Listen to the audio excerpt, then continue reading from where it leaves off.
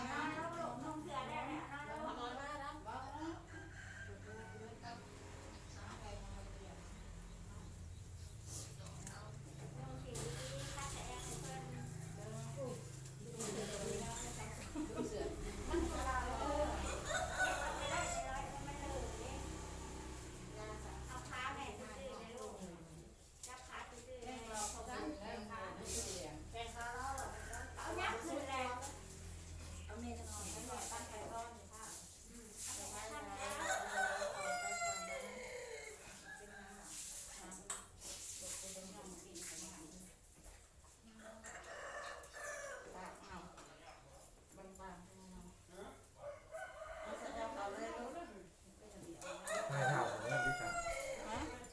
โอ้ไปเขาออกบ้านเขาได้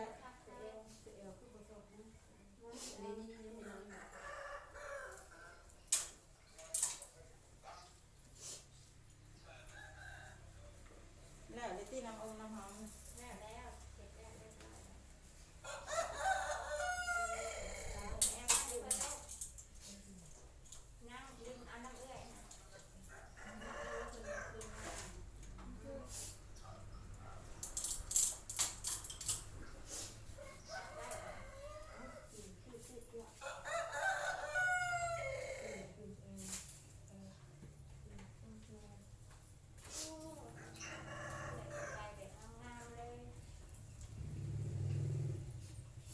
ตอนแรกแล้วมาปรึกษาเรื่อง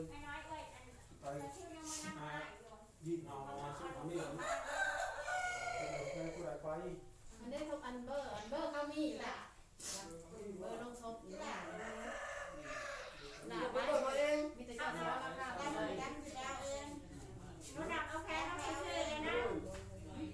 ได้ดำมาเองจะไหนน้อยมาเอาเงินไปมึงจะได้กว่านี้ฮะปฏิทนเอาเงินเอาไปใช่เบาแม่ไปนอนกอดกระเป๋าเงินอะไรนะ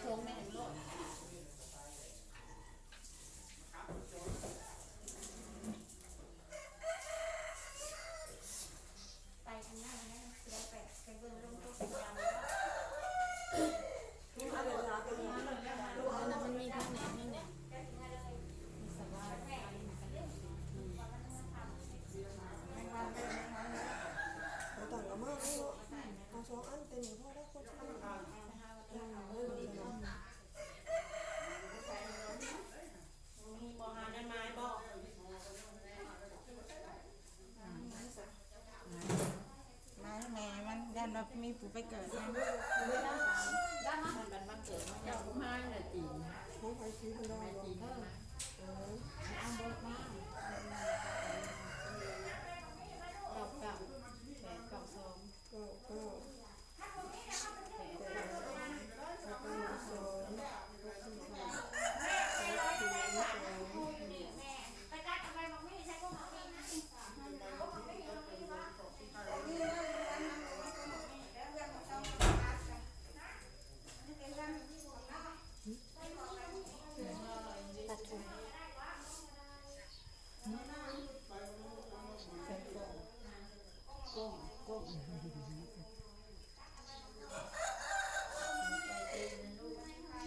ลโหลลงไปซื้อคนได้ไหมล่ะ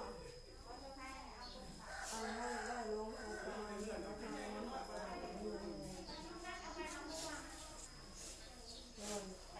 ให้อะไรลงเช็คราคา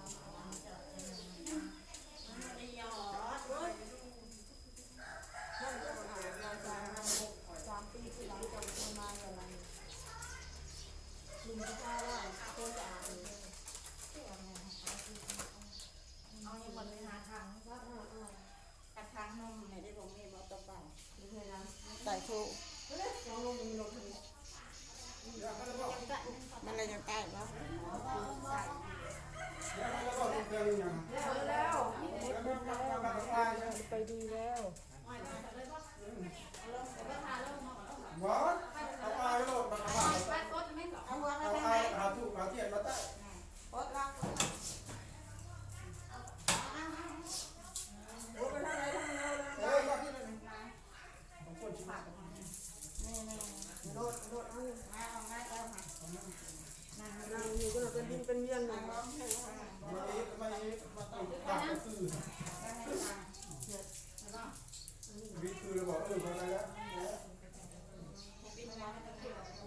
ต้องพูดให้คนยางเที่ยวไปดีกว่า ตั้งชื่อตั้งอย่างนี้ เฮ้ย ตั้งชื่อ ฟังทางเรา ตั้งนี่ก็ตั้งมันยังมันจะบ่ยากมันคือมือที่เตียงที่ดอกมามา แต่ยังกูนั่งในสายสักเพิ่นสิเอาขึ้นตู้เอาลงมัน อันนั้น เพราะว่าเขาจัดการเองไหน โฆษณานะครับยังข้างบนไปอยู่ครบนะ แค่นั้นเราไม่รู้เป็นมนต์ขาวมนต์ขาวในตู้ทางนั้นเรา เอาถูกเอานั้นมาใต้ เอาแค่ขาวเนาะ หากระป๋องนั้น ฮักเลยเฮ้ยเชื่อเขามีไม่กินแขก อันนี้ไม่จีนแขกตั้งอยู่หั่นเด้อมันนี่เข้าบ่ได้ผ่าน อันนี้โน้นโน้นสะอาดแล้วอย่างเช่นว่าบ้านนี่อันนี้ก่อนน่ะอันมาส่งลงโซ่ค่ะเป็นคนดีไซน์เป็นของอาจารย์ถึงเรื่องนั้นเลยแม่มันให้ได้หมดคู่กายเย็นลงที่ทอนลงมาในหนึ่ง ตัวกักทุบเอาตัวนี้ก็ได้เนาะ อันนี้เอาสมตำนมนี่ บองนมเก่าเลยสั่งไปลงหน่อยบองนมเก่า ใกล้สังขันหมากนะไม่จีนแขก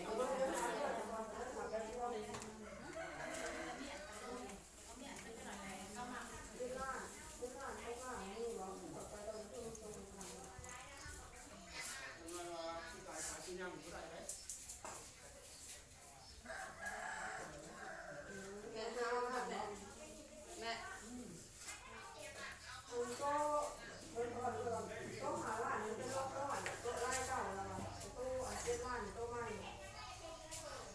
เอาเจ็ดล้านเนาะ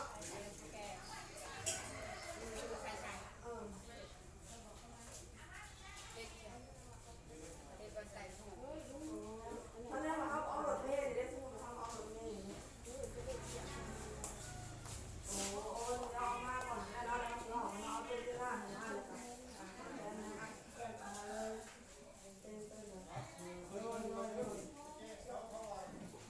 ไม่ใช่สแกนคือได้ไหมจีนแขก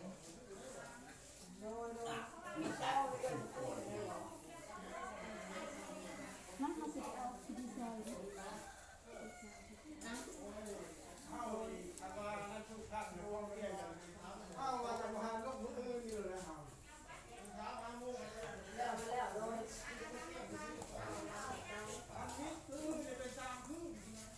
ตั้ง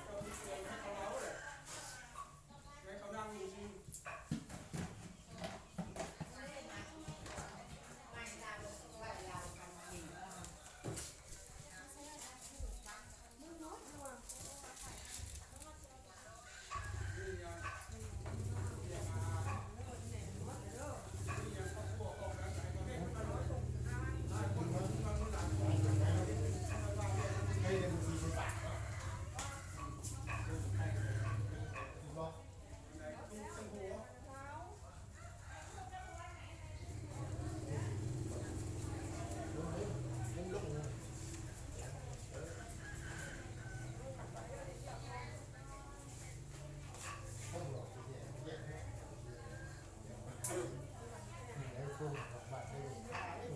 พูด มาโลด ดีใจเลย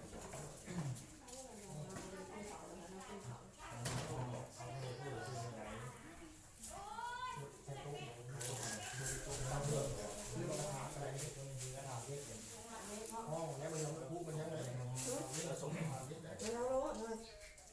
เอาอีกแล้วบ่ใกล้ห้องบ่ใกล้ทางเขาบ่ไล่บ่ทำยังหิเนาะคือป้าได้เลยว่า เขาเรียกพวกหีบโลกมากเลยเขานับ บ่เขาตั้งอยู่แล้วแต่ว่าเขาคือได้ยังไงสำคัญเลย ไว้มานี่แล้ว มองนี่มันดิคนเอาของแบบทั้งเดือนเลย ว่านั่งแอม เห็นเบิ่งทางนี้ได้หมดกูบ้า แต่ครูมาจากโมง ที่กูบ้า เรื่องง่ายนี่ง่ายอันนี้ง่ายตรงนี้ออก เออง่ายอยู่แล้วง่ายก็คือแล้วเอาของไปไว้ใช้ดำไปใช่ไหม ได้หรือเปล่า อันนี้นะก็ช่วยใช้หินเรื่องช่วยเตรียมไว้ ได้เปล่า มีทางเขามีทางเขาไปหาไปบ้านเรื่อง อะไรกันยักษ์ลงมา จะมาเดี๋ยวว่าเขากูบ้าเรื่อง เอาว่า ปลากันทุกวัน มาบ้านซบเขาดูให้วิประตูมาดูนี่ ไปกระทบมาก บ้านซบ คดีง่าย ออกเลยออกเลยไม่หอมย่อหอมเลย ผมบ้านซบเราก็เที่ยวเขาบอกมาได้ อันนี้คู่ไปนั่งหันเอาจาน กูต่อไปนี้ ของคนก็มาอยู่วันพื้น นั่นแหละ กูแล้ววันแรกเรียกมันกระเบือ อันนี้กูฮุบแล้ว นี่คือหาคนขึ้นขึ้นไป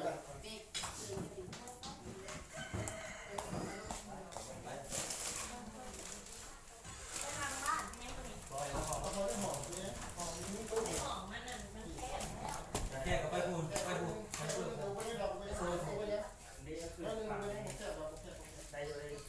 อาไว้เรียกเขาหาถึงเอาชุดไปด้วยนะเขาต้องการแล้วตั้งกินน้ำมากกินน้ำมากกินน้ำมากไม่ได้แต่ไม่ต้องเปลี่ยนแล้วนี่ไปกินพูดเลยเขาต้องมาไปพวกเลยมันไม่ค่อยเยอะที่บ้านเลยคนเนาะคนเดียวแต่มันยังไม่ถึงเรื่องนี้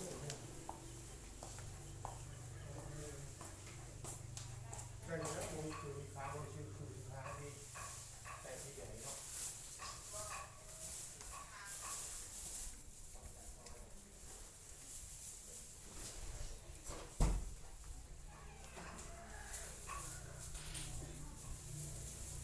มันมีแนวโปรยคุณเห็นปะปักต่อเขาไม่ต้องการได้แล้วตรงนี้เราได้แล้วที่เราหมักมันจุกเข้ามาพอติดไปได้ไป คนเนี่ยเห็นว่าไก่ใช่ไหมไก่ที่ โอ้ เ เพื่อน ก่อนเนี่ยให้เราที่ห่วงตัวอะไร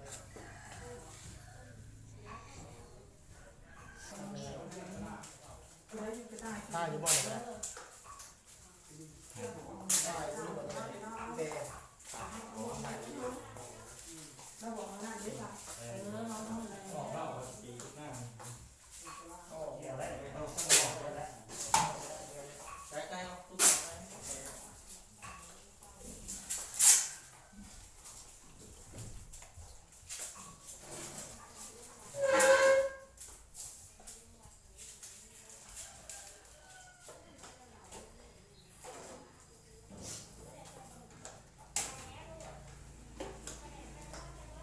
สินเสือสินกา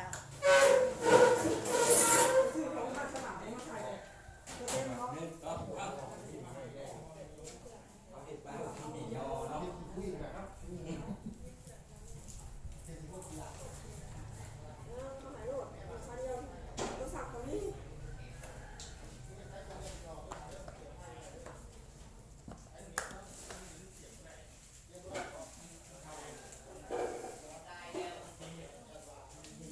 เ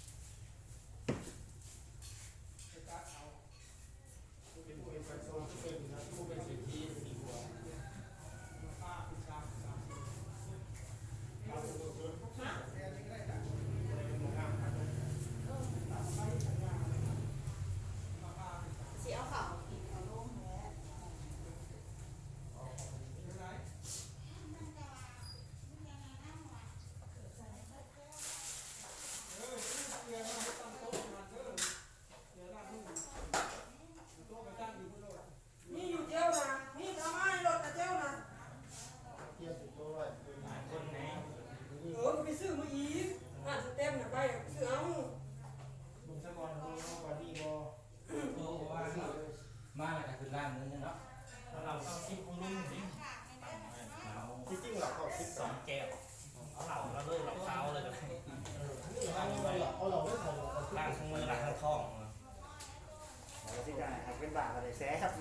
โอเคครับของมันมี ไม่ใช่เราก็ต้องเอาเป็นบาทใกล้อยู่ แล้วแม่ลูกศิษ